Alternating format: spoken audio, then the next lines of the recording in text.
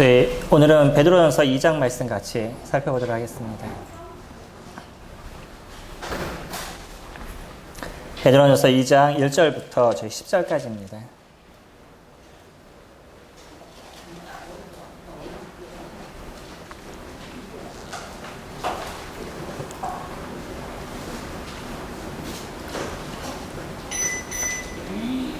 한 절씩 같이 교독하겠습니다. 그러므로 모든 악독과 모든 기만과 외식과 시기와 모든 비방하는 말을 버리고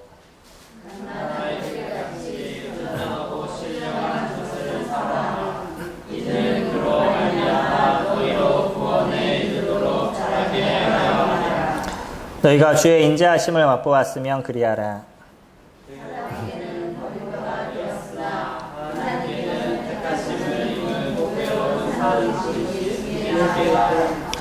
너희도 산돌같이 신령한 집으로 세워지고 예수 그리스도로 말미암아 하나님이 기쁘게 받으실 신령한 제사를 드릴 거룩한 제사장이 될지니라.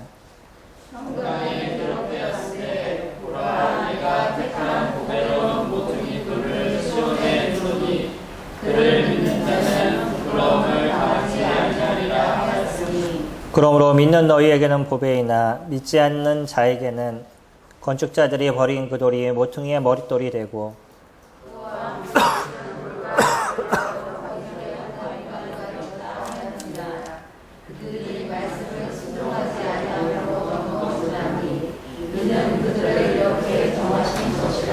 그러나 너희는 택하신 족속이요 왕같은 제사장들이요 거룩한 나라요 그의 소유된 백성이니 이는 너희를 어두운 데서 불러내어 그의 기이한 빛에 들어가게 하신 이에 아름다운 덕을 선포하게 하려 하심이라.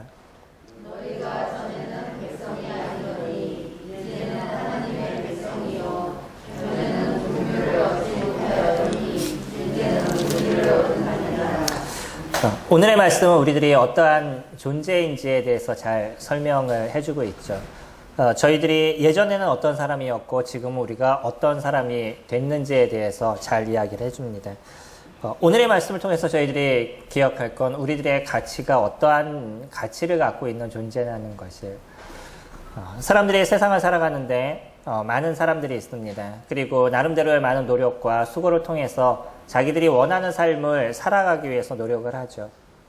근데 좀 더 나은 삶을 살아가는 사람들의 어떤 특징을 보게 되면 자신이 갖고 있는 자신의 어떤 가치에 대한 자신 스스로에 대한 부분을 귀하게 생각하는 사람들이라는 거예요. 이거는 한편으로 자기애적인 너무 자기만을 사랑하고 자기만을 좋아하고 뭐 이러한 것을 얘기하는 것이 아니라 내가 갖고 있는 나의 모습, 자신의 어떤 존재를 인정할 수 있는 그러한 모습을 갖고 있는 거죠. 자기를 인정하는 사람은 자기가 갖고 있는 그 부족함을 통해서 무엇인가 많은 것을 만들어갈 수 있는 힘을 갖고 있는 사람입니다. 근데 자기의 어떤 가치를 너무 안 좋게 생각을 하게 되면 무엇인가를 할 수 있는 것이 아무것도 없는 것처럼 남들이 갖고 있는 좋은 것만을 부러워하고 남들이 갖고 있는 어떤 것만을 한탄하는 나에겐 그런 것이 없는 것에 대해서 힘들어하고 어려워하는 그런 모습을 갖고 있는 거죠. 그러다 보니까 어떤 발전하는 데 있어서 한계를 갖고 있습니다.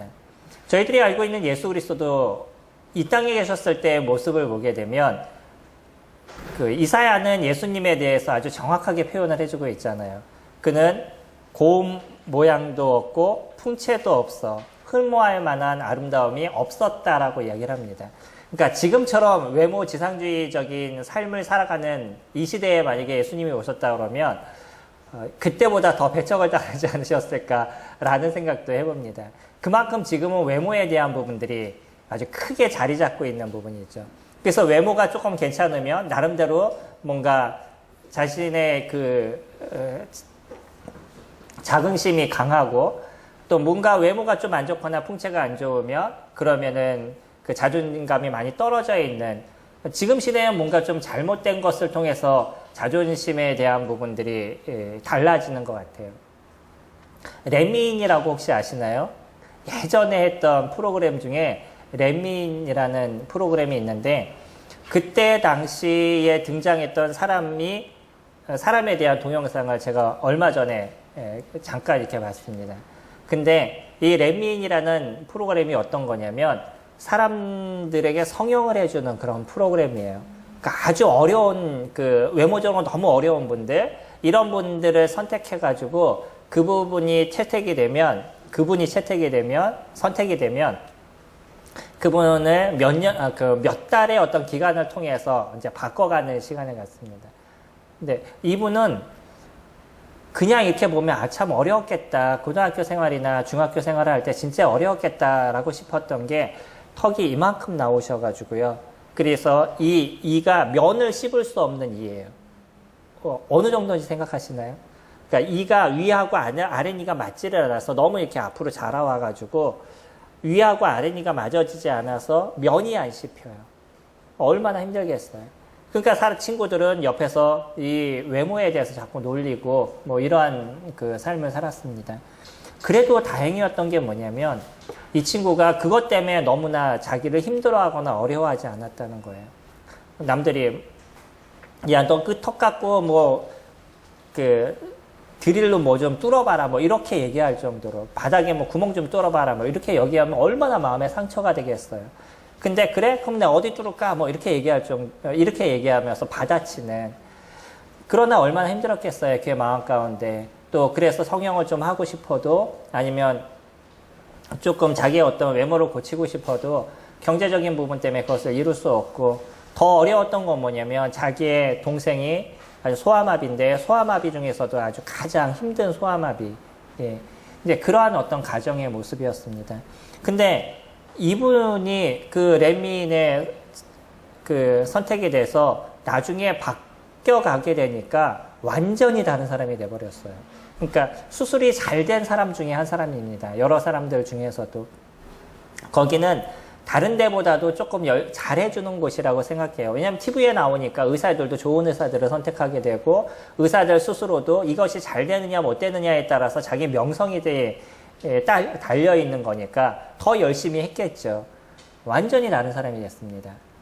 문제가 뭐냐면 예전에 그렇게 힘들어했던 사람들이 이분이 얼굴이 바뀌니까 완전히 호감형으로 바뀌었다는 거예요. 자기하고 상관없이 밖에서 보는 사람들이 자기를 대하는 태도가 180도 변했다는 거죠. 이게 지금 시대의 사람들입니다. 어떤 외모에 대한 것을 통해서 그 사람의 모든 것을 판단해 나가는 거죠. 이런 시대 속에서 과연 우리에게 있어서의 그 가치, 내 자신에 대한 가치를 우리 스스로가 어떻게 정하고 있느냐는 거예요. 다른 사람이 나를 정해주는 가치가 아니라 내가 나를 보는 어떤 가치의 모습입니다. 이런 가치를 내가 바르게 알게 됐었을 때 나에 대한 자긍심이 높아지고 내가 세상을 살아가는 힘이 강한 힘을 가질 수가 있다는 거죠. 근데 더 놀라운 건 뭐냐면 주님이 우리를 보시는 모습이 어떠냐는 거예요. 이거에 따라서 우리들의 모습은 변해가야 된다는 겁니다. 다른 사람이 나를 보는 거에 따라서 내가 어떤 자존감이 높아지거나 낮아지는 것이 아니라 하나님이 나를 보는 데 있어서의 나의 모습에 따라서 나의 자존감이 어떻게 변하고 있냐는 거예요. 그것이 우리가 이 세상을 살아가는 데서 진정한 힘이 되어져 가고 있습니다. 6절에 보시면 성경에 기록되었으되 보라 내가 택한 보배로운 모퉁이 돌을 시온에 두노니 그를 믿는 자는 부끄러움을 당하지 아니하리라 하셨으니 그러므로 믿는 너희에게는 보배이나 믿지 않는 자에게는 건축자의 버린 그 돌이 모퉁이의 머릿돌이 되고 또한 부딪히는 돌과 걸려 넘어지게 하는 바위가 되었다 하였으니 그들이 말씀을 순종하지 아니므로 넘어지나 이는 그들을 이렇게 정하신 것이라 라고 얘기를 해요. 두 부류를 이야기합니다. 한 부류는 모퉁이 돌에 대해서 그것을 어떻게 인정하느냐에 그것을 믿고 그 마음 가운데 구주로 영접한 사람, 이 모퉁이 돌의 소중함을 아는 사람과 그러지 못한 사람들의 모습이에요. 예수 그리스도 그분을 얘기할 때는 주님이 자신을 표현할 때 그렇게 얘기합니다. 건축자의 버린 돌을 하나님께서는 모퉁이 돌을 만드셨다. 여기에 있는 말씀하고 좀 다르게 복음서에서는 그렇게 표현하고 있어요. 한번 생각해 보셔요.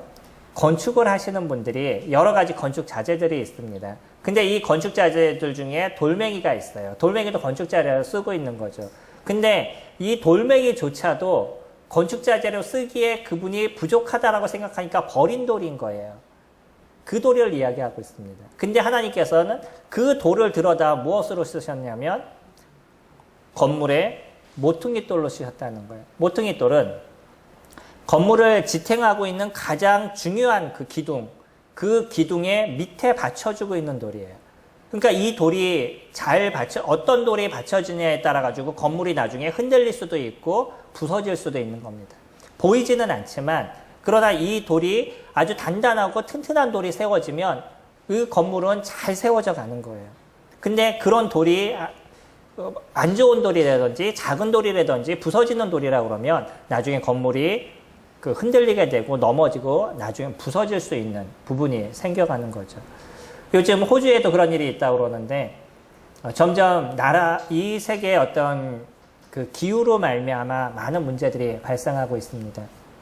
호주에도 여러 산사태나 이런 부분들이 발생해서 그랬는지 해변가에 지어놓은 아주 멋있는 집들이 있었는데 그 절벽들이 막 깎여 나가가지고 집들이 무너져 나가요. 요즘 세계적으로 많은 일들이 발생하고 있습니다. 그러니까 그가 만약에 그 밑에 반석 위에서 집을 지었다 그러면 그건 무너지지 않았겠죠. 근데 그 집안이 제대로 되어 있지 않으니까 나중에 그 집이 무너져 버리는 거예요. 예수 그리스도를 이야기하실 때 그렇게 얘기하십니다. 사람들이 볼 때 아무 쓰잘데없는 그런 돌과 같았다는 것이에요. 오죽했으면 건축을 할 때 거기에도 쓸 수 없는 돌멩이였다는 거예요. 근데 하나님은 그 돌을 갖다 가장 소중하게 사용하셨다는 거죠. 그것이 예수 그리스도 그분이십니다. 근데 나중에 이 돌의 소중함을 알고 그 돌 안에 속한 사람들은 하나님께서 이 돌을 보배로 만드셨듯이 너희들도 보배로 내가 인정한다. 이렇게 얘기하시는 거죠. 6절의 말씀이 그러죠.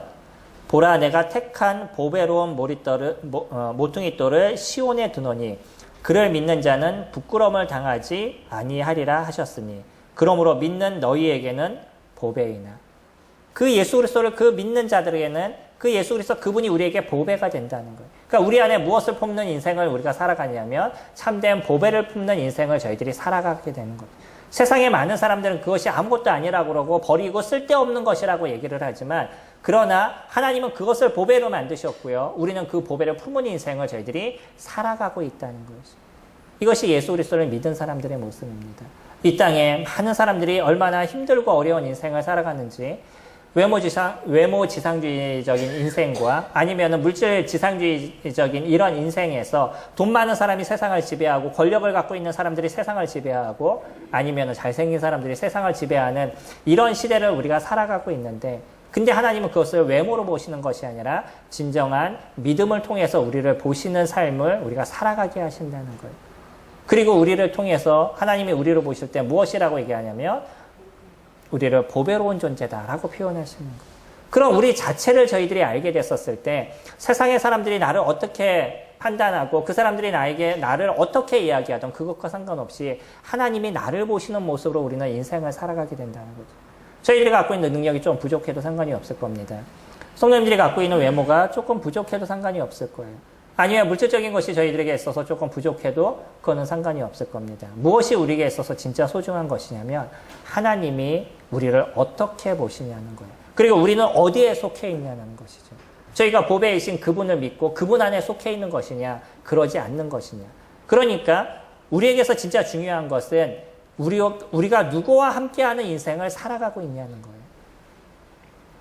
사무엘 상에는 아비가일이라는 한 여인이 등장합니다. 아시나요? 아비가일이라고. 여인들을 얘기할 때 아주 그 지혜로운 여인 이야기하면 아비가일이라는 그 여인을 이야기를 합니다. 이 아비가일은 남편이 나발이라는 사람이었었어요. 당시가 다윗 시대였었는데 다윗이 왕이 되기 전에 도망을 다니는 그런 시점 속에 다윗이 보호해주고 있었던 어떤 사람들이 있었습니다. 어떤 지역의 사람들을 보호해 주었었는데 뭐 해적이라든지 아니면 다른 나라라든지 이런 사람들을 통해 사람들에게서 다윗이 보호해주는 역할들을 이뤘었어요. 근데 그 보호하는 사람들 중에 나발이라는 사람의 그 재산도 같이 포함이 되어 있었습니다. 어느 날은 다윗이 자기가 가서 그 사람들을 보호해주기 때문에 그들에게 뭔가 좀 필요한 것을 공급을 받기를 원했어요.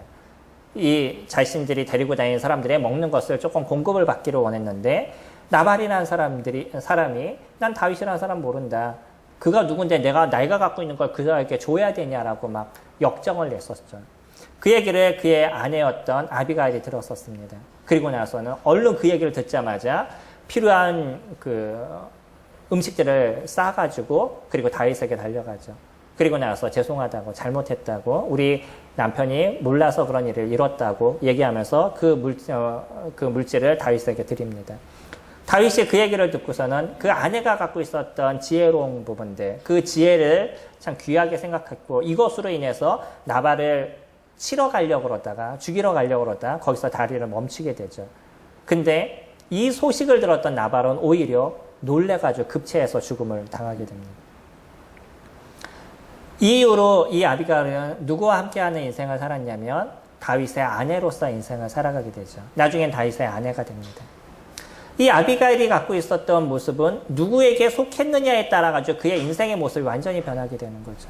나발에게 속했었을 때 그의 한계인 삶을 그가 살아가게 되지만 나중에 다윗과 함께하게 됐었을 때 다윗의 아내로서 한 나라에 통치하는 자로서 보필자로서 그의 인생을 살아가게 되는 거죠. 우리에게 있어서 중요한 거는 내가 누구에게 속해 있느냐는 거죠. 내가 갖고 있는 능력이 얼마나다, 내가 갖고 있는 힘이 얼마만큼이다, 이것이 더 중요한 것이 아니라 나를 지키시고 보호하시고 함께 하시는 그분이 누구시냐는 거예요.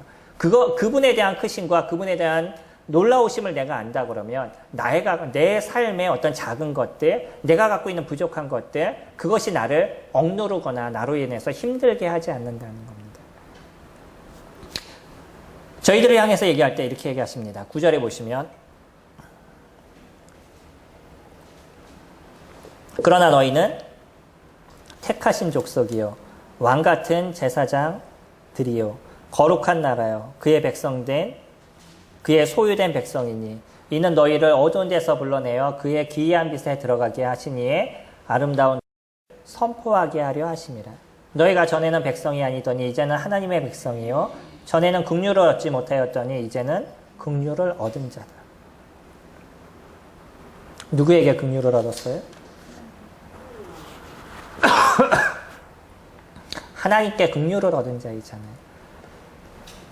이스라엘 사람들 중에서 제사장들은요, 어떤 사람만 제사장이 될 수 있었죠? 레위 사람들만 제사장이 될 수 있었습니다. 레위 사람들 중에서도 누가 될 수 있었죠? 아론의 자손들만 될 수 있었습니다. 아무나 될 수 있었던 것이 아니에요. 그 레위 계통 중에서도 아론의 후손들만 제사장이 될 수 있었어요. 그리고 그 속에서만 누가 나올 수 있었냐면 대제사장이 나올 수 있었습니다. 그러니까 저희들이 얘기하고 있는 레위기는 실질적으로요,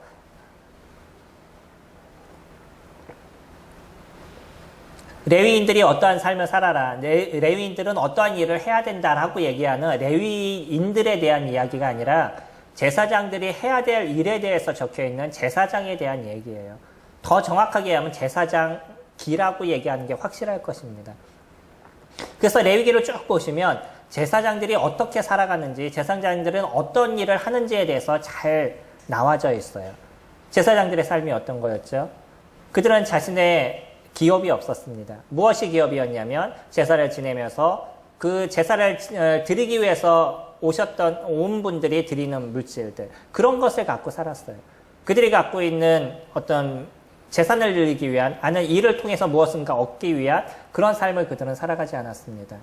누구가 공급하는 인생을 살았냐면 하나님께서 주시는 것을 받는 인생을 살았었어요. 그것이 제사장들의 삶이었었습니다. 제사장들이 살아가는 나이를 보면요, 그들이 언제서부터 그런 일들이 일어났냐면 25세부터 50세까지입니다.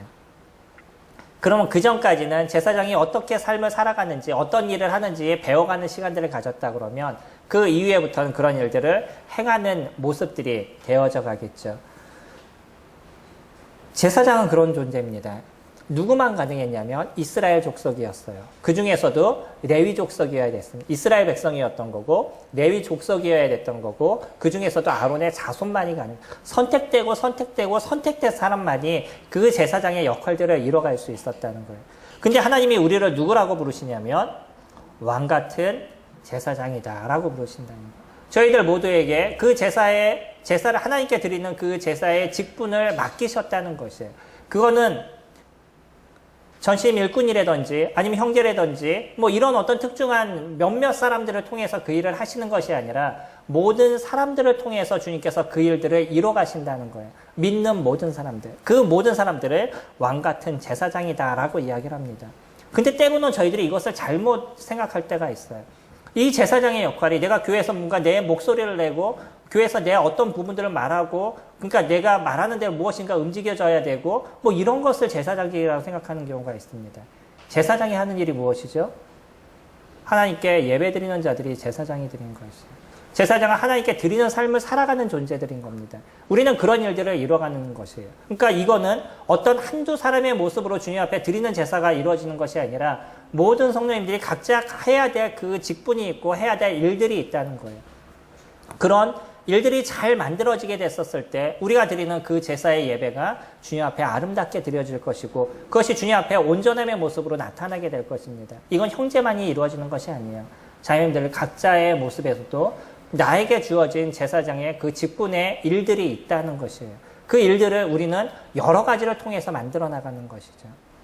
그 중에서 우리는 가끔 어떤 특출나게 드러나는 사람들이 있을 거예요. 인도하는 인도자들이 있을 것입니다. 그런 인도자들은 그냥 만들어지는 게 아니에요. 나이가 돼서 만들어지거나 아니면 성경을 좀 잘 알아서 만들어지거나 메시지를 좀 잘 전해서 만들어지거나 그런 것은 아닌 겁니다. 그런 사람들은 누구시냐면 그것을 책임질 수 있는 자들인 거예요. 내가 이 교회를 책임질 수 있는 자들, 이 예배를 책임질 수 있는 자들. 때로는 자매들 중에서도 자매들을 책임질 수 있는 그런 분들이 그런 역할들을 담당해 나가는 거죠. 나중에 이제 이 교회를 이끌어가는 데 있어서 많은 사람들이 세워지게 될 것입니다. 그런 사람들이 세워질 때 나이적인 것들, 뭐 학력적인 것들 이런 것이 지배하지 않을 거예요. 어떤 사람이 그런 일들을 이뤄갈 것이냐면 하나님을 사랑하고 참된 제사의 직분들을 만들어가고 그리고 교회를 책임질 수 있는 사람입니다. 가정이 온전해지기 위해서는 무엇이 잘 이루어져야 되겠어요? 형제가 그 가정에 책임을 져야 되는 거예요. 어떤 일들이 발생하겠었을 때 그 발생한 일들의 책임을 지는 것이 결국은 가장의 역할인 겁니다. 저희가 우산 안에 들어가 있었을 때 비가 오면 비를 막아주죠. 그 작은 우산 하나가 그 폭풍우가 쳐도 그 우산 하나를 들고 있으면 물론 벗겨질 때도 있지만 그 우산 하나를 쓰고 있으면 그 비를 막아주는 역할들을 담당하는 거예요. 이 가정에서도 가장의 역할은 그런 어려움의 문제를 막아줄 수 있는, 책임져 줄 수 있는 그런 역할을 담당하는 것이 가장인 것이죠. 교회에서도 마찬가지입니다. 교회를 지키고 교회의 진정한 일꾼의 모습들을 만들어가는 사람들은 그 사람은 교회를 책임지는 사람입니다. 그런 사람들이 많아지면 많아질수록 교회는 건강해지는 것이고 교회는 튼튼해져 나가는 것이에요. 사람이 많은 것이 그 교회가 튼튼해지는 것이 아닙니다.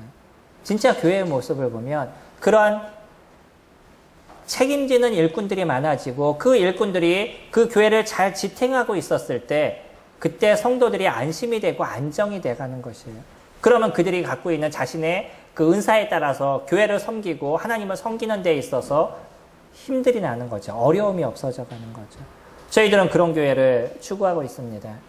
이게 우리가 가는 교회의 모습인 거예요. 어떤 일반 교회는 한 사람으로 인해서 교회가 움직여 나간다든지 몇몇 사람으로 인해서 그냥 교회가 움직여 나간다든지 그런 교회를 만들어 가지만 저희들은 모든 사람들이 제사장으로서 각자의 직분이 있고 각자 갖고 있는 주님이 주신 소명에 따라서 섬겨 나가는 그런 일들을 이뤄가는 겁니다. 때로는 그렇기 때문에 나중에 어린 형제가 세워지고 아니면 학력적으로 부족한 사람이 세워진다 할지라도 그 사람이 진짜 교회의 일꾼이고 리더로서 세워지는 사람들이라고 하면 그 사람들을 소중히 여겨주셔야 되는 거예요. 내가 내 아버지를 소중히 여겨줬었을 때 그 가정은 힘이 있습니다. 아버지가 조금 부족해도 그 자녀들이 아버지에 대한 소중함을 알고 아버지를 귀히 여기게 되면 그 가정은 든든하게 세워져 가요. 근데 아버지가 어떤 능력을 갖고 있어도 그 자식들이 아버지에 대해서 함부로 여긴다든지 아내가 남편에 대해서 함부로 여긴다든지 이런 모습이 되면 그 가정은 어려워져 가는 겁니다. 교회도 마찬가지인 거예요. 그런 일꾼들이 앞으로 많이 세워지길 위해서 기도해 주시기 바랍니다. 교회를 책임질 수 있는 일꾼들. 어떤 어려움과 힘든 일이 있어도 그것을 이길 수 있고 넘어갈 수 있는 그런 힘이 있는 그런 일꾼들이 세워지길 위해서 기도하시기 바랍니다. 그리고 그런 일꾼들이 세워지게 됐었을 때 그 일꾼들을 귀하게 여겨주시기 바랍니다. 다른 사람들은 자기의 가정을 위해서 더 많은 시간들을 투자하지만 이런 사람들은 교회를 위해서 더 많은 시간들을 투자하기 때문인 거예요. 다른 사람들은 자기를 위해서 인생을 더 많이 살아가지만 이러한 사람들은 교회를 위해서 더 많은 인생을 살아가기 때문인 겁니다. 우리 모두를 향해서 주님이 그렇게 얘기해요. 왜 우리가 그런 일들을 이뤄가냐면 우리를 어두운 데서 어디로 이끄셨냐면 기이한 빛에 이끌어 주셨다라고 얘기해요. 그래서 저희들이 하는 일들이 무엇이죠? 그분의 덕을 선포하는 일들을 저희들이 이뤄가는 존재입니다. 이거는 한두 사람의 일이 아님을 저희들이 정확하게 알 수 있죠. 모든 성도들이 해야 될 일들이 무엇이냐면 그 안에 참된 믿음이 있고 예수 그리스도 그분이 모퉁이 돌이시며 그분이 진정한 이 구원의 구세주이심을 믿는 자들의 삶은 그분의 아름다운 덕을 선포하는 일들인 거예요. 그게 저희들에게 주어진 소명인 겁니다. 이것이 우리를 이 어둠에서부터 건지셔서 참된 하나님의 나라의 백성으로서 살아가게 하신 그분의 은혜를 저희들이 선포하는 일들을 이루어가는 존재들이 되었다는 것이에요. 1절부터 보시면 자신의 가치를 알게 됐을 때 우리는 이 가치를 우리들 스스로의 삶을 온전하게 만드신 그분을 드러내는 인생을 살아가게 되는데 2장 1절에 그러므로 모든 악독과 모든 기만과 외식과 시기와 모든 비방하는 말을 버리고 갓난아이 같이 순전하고 신령한 젖을 사모하라. 이는 그로 말미암아 너희로 구원에 이르도록 자라게 하려 하심이라. 너희가 주의 인자하심을 맛보았으면 그리하라 라고 얘기하죠. 이거는 명령입니다. 다른 곳에서는 뭐라고 얘기하고 있냐면 다른 번역본이나 아니면 원어도 정확하게 그렇게 표현합니다. 거기서 뭐라고 얘기하냐면 당신이 주의 인자하심을 맛보지 않았습니까? 라고 의문형으로 딱 끝나요. 의문 명령형이라고 우리에게 의문형을 딱 던져주는데 그렇기 때문에 너희는 그렇게 살아야 되지 않겠습니까? 이런 의미인 겁니다. 그리고 나서 그 다음에 뭐라고 얘기하냐면 당신 하나님 앞에 나아가십시오. 주님 앞에 나아가십시오. 그 다음에 그렇게 시작이 돼요. 저희가 읽는 성경하고 조금 다르죠. 원래 원어는 그렇게 보는 것이 조금 더 정확하게 적혀져 있습니다. 우리가 어떤 존재냐는 거예요. 우리 스스로를 일깨우라고 얘기합니다. 그리고 당신네들은 주님 앞에 나아가는 인생을 살아가십시오라고 표현해주고 있어요. 우리가 하나님의 인자하심을 맛보았다면 우리는 어떤 삶을 살아야 되냐면 구원에 이르도록 자라는 인생을 살아가야 된다는 것이에요. 이거는 자라가는 것입니다. 하나님이 신령한 젖을 먹고요. 그곳에서 자라서 구원에 이르는 모습들이 만들어져 나가는 거죠. 그럼 어디서부터 시작이 되는 거예요? 신령한 젖을 먹는 것부터 시작이 되는 거죠. 여기서 신령한 젖은 우리가 아는 것처럼 하나님의 말씀을 이야기하고 있습니다. 하나님의 말씀이 저희들을 변화시키고 저희들을 바꿔가는 인생을 만들어간다는 거죠. 그러니까 제일 먼저 우리가 해야 될 일들이 무엇이냐면 신령한 젖을 사모하는 인생을 우리가 살아가느냐는 거예요. 하나님의 말씀을 내가 진짜 사모하는 인생을 살아가느냐. 이것이 믿는 크리스찬들이 가야 될 첫 번째 길인 거죠. 하나님의 말씀을 듣지 않아요. 먹지 않아요. 그에 따라 살아가지 않아요. 그렇다면 우리들이 어떻게 커갈 수 있겠어요? 때로는 그런 사람들을 보지 않나요? 등치는 많이 커졌는데 근데 생각이 자라지 않는 사람들. 세상에 많은 어떤 지식이라든지 우리가 살아가야 된 기본적인 것을 습득하지 않는 것들. 우리는 우리의 나이에 맞게 살아가는 것이 가장 아름답게 살아가는 인생의 모습입니다. 10대는 10대와 같아야 돼요. 20대는 20대와 같아야 되는 거고 30대는 30대와 같아야 되는 거. 내가 60대면 60대에 맞는 인생을 사는 것이고요. 70대면 70대에 맞는 인생을 살아가는 것입니다. 그러면 내 인생에서 내 나이대에 내가 어떻게 살아가야 되시는지도 때로는 살펴보셔야 되는 거예요. 대부분의 사람들은 어느 때를 살아가려고 노력하냐면 다 20대를 살아가려고 노력합니다. 30대가 돼도 20대가 되고 싶어하고 40대가 되고 20대가 되고 싶어하고 50대가 돼도 20대가 되고 싶어요. 이게 모든 사람이 갖고 있는 기본적인 생각입니다. 자꾸 과거를 회상하고 나의 모습이 어떤 좋았을 때만, 가장 예쁘고 가장 아름다웠을 때 그때만 추억하면서 인생을 살아가요. 그거는 지금의 나를 버리는 삶이 되는 거죠. 나는 지금의 모습인 겁니다. 내가 이것이 현실을 살아가는 사람들의 모습이에요. 그래서 내 모습이 거기에 맞는 인생을 살아가야 되는 거예요. 제가 어렸을 때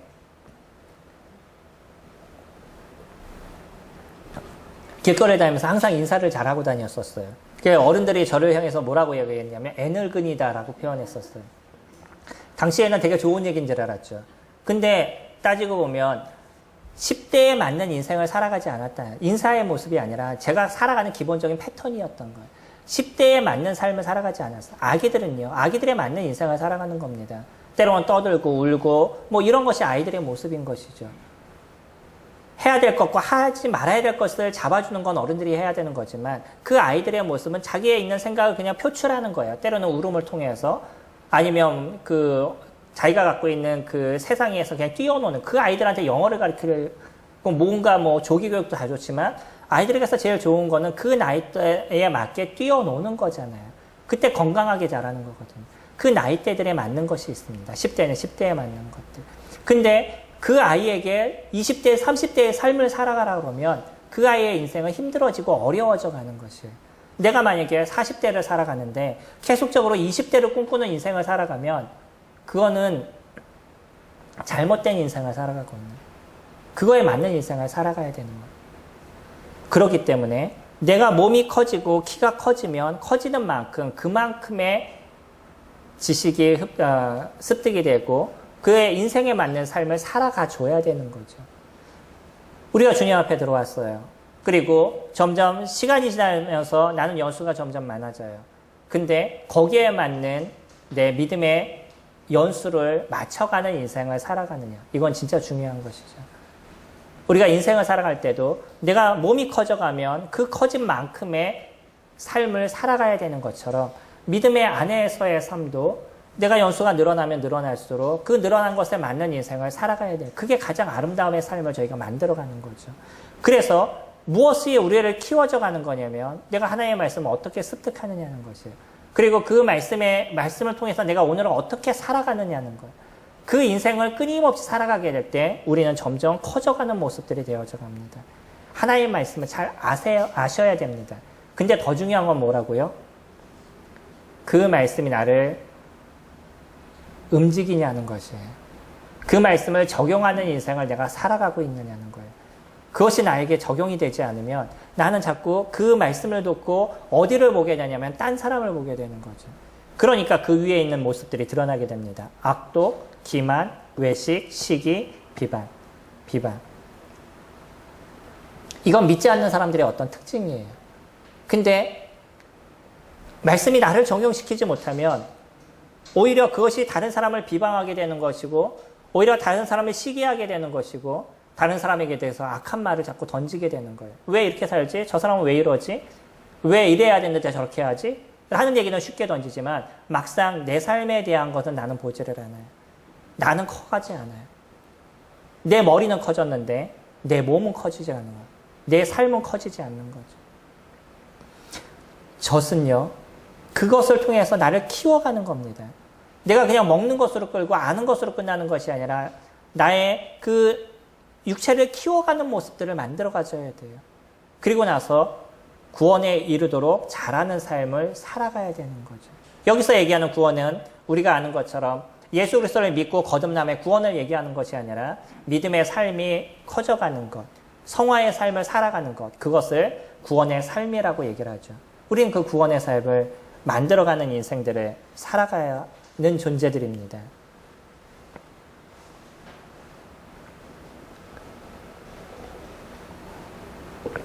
이런 사람들이 어떤 사람들이냐면 5절에 너희도 산돌같이 신령한 집으로 세워지고 예수 그리스도로 말미암아 하나님이 기쁘게 받으실 신령한 제사를 드릴 거룩한 제사장이 될지어다. 결국은 하나님의 말씀을 통해서 우리는 무엇이 되기 위한 거예요? 우리들의 성장에서 결국은 거룩한 제사장으로 자라나는 것입니다. 많은 사람들이 제사장의 직분을 주님께서 저희들에게 주셨습니다. 이거는 모든 사람에게 주신 직분이에요. 근데 그 제사장의 직분을 이행하는 사람이 있고 이행하지 않는 사람들이 있는 거죠. 이 신령한 제사의 직분을 만들어가는 사람들은 내가 하나님의 말씀을 섭취함을 통해서 이 교회에서 나의 역할들을 찾아가시는 거예요. 내가 해야 될 제사의 직분을 만들어 가시는 거죠. 이거는 여러 가지가 될 수 있겠죠. 각자에게 주어진 하나님의 일들이 있습니다. 그런 일들을 찾아가는 사람들은 나에게 주어진 제사의 직분을 점점 이루어가는 삶을 살아가게 되는 거죠. 모든 것은요, 우리가 갖고 있는 인지가 나중에 행동으로 바뀌게 됐었을 때 그게 나의 모습이 되어져 가는 거예요.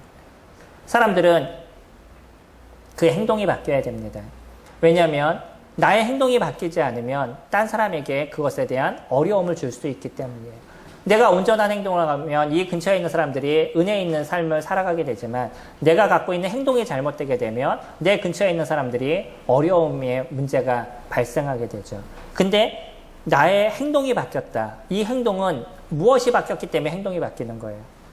생각이 바뀌었기 때문에 행동이 바뀌는 겁니다. 그래서 인지라고 얘기하는 것과 행동이라고 얘기하는 두 가지는 함께 가는 거예요. 제가 예전에도 말씀을 드렸나요? 강영욱이라고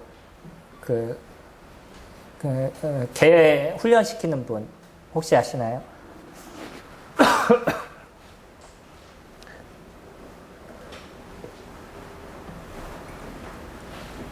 요즘 가끔 그런 동영상을 제가 보는데 아주 무서운 강아지도요, 사람을 막 물어가지고 나중에는 이 주인들이 안락사를 시키려고 데려가려고 그랬었어요. 너무 사랑스러운 개인데 그런데 얘가 너무 사람들을 물어대니까 결국은 주인들이 할 수 있는 것, 이건 도저히 안 되겠다. 그래서 안락사를 시키러 보내려고 그러다가 마지막으로 이제 이 강영욱 씨하고 어떻게 연결이 돼서 이 강영욱 씨가 가서 훈련을 시키는 거예요. 근데 이 사람 저 사람 막무는 그런 개인데도 그 개에 대한 습성을 정확하게 알고 그 개를 훈련시키니까 변하는 모습이 나타나더라고요. 아주 단순합니다. 뭐냐면 그 강아지가 하고 있는 잘못된 행동은 못하게 만드는 거예요. 잘못된 행동이 나오면 그에게 어떤 보상을 주질 않아요. 근데 이 강아지가 옳은 행동을 하면, 그러니까 조용히 하고 자리에 앉아있고 뭐 이런 행동을 하면 그때 가서 먹이를 줘요.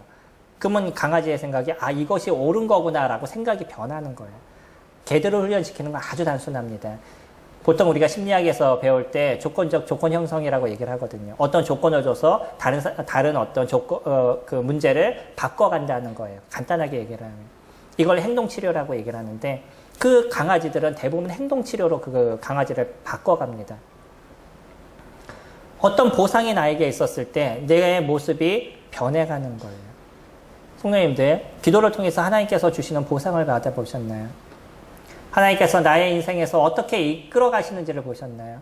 우리는 기도하지 않으므로 하나님께서 주시는 보상을 받지 못하면 또 주님을 섬김을 통해 가지고 이 섬김을 통해서 베푸시는 하나님의 은혜를 내가 알아가지 못하면 그것의 그 의미를 자꾸 모르는 인생을 살아가요. 오히려 세상에서 조금 내가 노력하면 무엇인가를 쉽게 받는데 하나님 안에서 그것이 잘 이루어지지 않는다라고 생각하니까 나는 자꾸 보상을 세상에서 받는다라고 생각하는 거죠.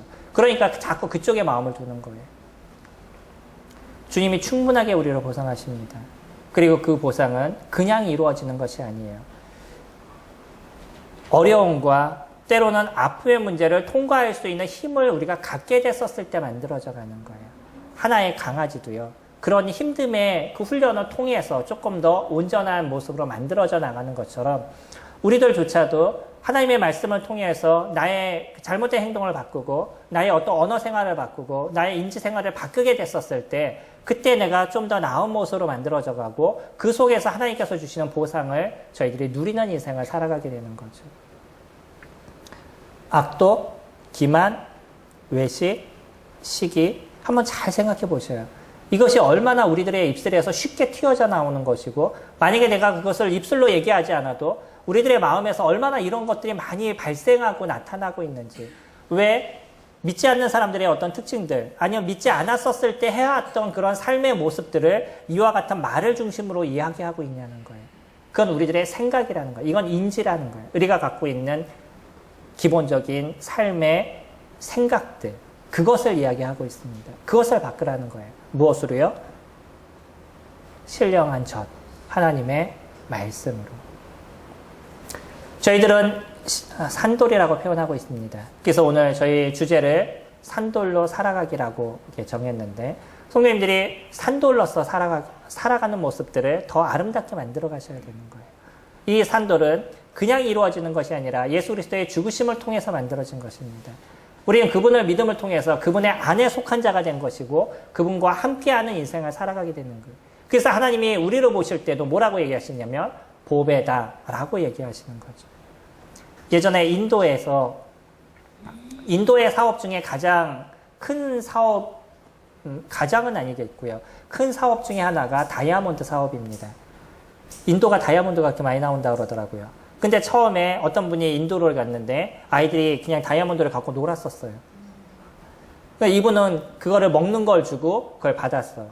그리고서는 이제 부를 많이 축적했겠죠. 지금은 이제 인도에서도 그걸 잘 알고 그 다이아몬드 사업을 잘 이뤄가는 걸로 알고 있습니다. 가치를 모르면요, 다이아몬드도 돌처럼 보이는 거예요. 그거 돌을 줬는데 먹을 거 줬어요. 그 사람 입장에서 얼마나 신나요. 나는 돌을 줬는데 저 사람이 먹을 거를 줘요. 근데 그 가치를 모르니까 그 중요한 거를 못 쓰고 있는 거죠. 저희들도요, 저희들의 가치는 다이아몬드보다 더 좋은, 하나님께서 얘기하는 산돌이라고 얘기하십니다. 세상에 많은 죽은 돌이 있는데 우리를 산돌로 만드셨다는 거예요. 그리고 그 하나님의 우리를 만드신 그 아름다움을 통해서 우리는 이 세상을 살아가고 하나님께서 만드신 이 아름다운 교회를 이뤄가는 인생을 저희들이 살아가요. 하나의 벽돌이 쌓여졌을 때 아름다운 집이 탄생되는 것처럼 우리 각자의 모습이 잘 쌓여지게 됐었을 때, 산돌로서 우리가 잘 쌓여지게 됐었을 때 이 교회는 아름다움의 모습들을 만들어갈 겁니다. 이건 한두 사람의 모습으로 이루어지는 것이 아니라 우리 성도님 각자가 갖고 있는 자기의 은사를 사용하시고 자기 각자에 갖고 있는 하나님의 그 독특함을 사용하시게 됐었을 때 이 교회가 아름답게 만들어져 갈 거예요. 물론 아까 말씀드린 것처럼 이 교회를 이끄는 어떤 인도자들은 이 교회를 진정한 책임을 짓는 사람들로 만들어져 갈 겁니다. 목소리가 높은 사람이 아니에요. 나이가 많은 사람이 아닙니다. 어떤 사람이냐면 교회를 책임질 수 있는 사람이에요. 자기의 어려움을 이겨가면서도 교회를 책임질 수 있는 사람들. 그런 사람들이 나중에 인도자로 세워져 가야 될 거예요. 그렇게 교회가 만들어지면 이 교회는 아름다운 모습들이 될 것이고 어떤 사단의 괴계나 세상에 어떤 흔들림의 모습들이 있다 할지라도 그곳에서 흔들리지 않는 튼튼함을 이뤄가게 될 겁니다. 다이아몬드가요, 채취한 그대로 쓰지 않는 거 아시죠? 가공해야 되는 거 아시죠? 저희들도 마찬가지죠. 우리는 산돌로서 주님께서 만들어주셨어요. 거기서 우리는 점점 하나님의 손에서, 이 세공자의 손에서 가공되어 나가는 시간들을 가져가는 겁니다. 이게 하나님의 말씀을 통해서 나의 어떤 예전에 갖고 있었던 잘못된 습성, 내 안에 있는 어떤 죄성들, 이런 것들을 하나씩 버려가는 그런 인생을 살아가는 거예요. 그러면서 원석으로 만들어져 아름다운 그 보석으로 만들어져 나가는 거죠. 성도님들의 이 산돌로서의 가치를 깊게 생각하시기 바랍니다. 그리고 나 자신을 소중하게 여기시기 바랍니다. 세상에 어떤 사람들이 나를 어렵게 본다 할지라도 하나님은 나를 가장 아름답게 보시고 가장 소중하게 보시는 거예요. 그러나 거기서 끝나는 것이 아니라 아름답게 가꿔지기를 원하시는 거죠. 그래서 주님 앞에 쓰시기에, 주님이 쓰시기에 좋은 그런 모습이 되기를 원하시는 거예요. 어떤 사람은요, 주님으로 인해서 거듭남에 있어서 그 원석의 모습으로 그냥 인생을 끝나는 분이 있을 것이고, 어떤 사람은 조금 더 가공이 되다 힘들어서 포기하는 사람이 있을 것이고, 어떤 사람은 힘들지만 꾸준히 하나님의 말씀으로 양육을 받고 그 하나님을 통해서 변화의 삶을 살아서 온전하게 하나님 앞에 드려지는 인생을 살아가는 사람들이 있을 겁니다. 우리 모든 성도님들이 그런 모습들이 되셨으면 좋겠습니다. 그래서 하나님의 말씀으로 우리들의 지성이 바뀌고 우리들의 인성이 바뀌어서 하나님께서 원하시는 거룩한 제사장, 이 거룩한 제사장의 모습으로 변해가는 저와 성도님들이 되시기를 소망합니다.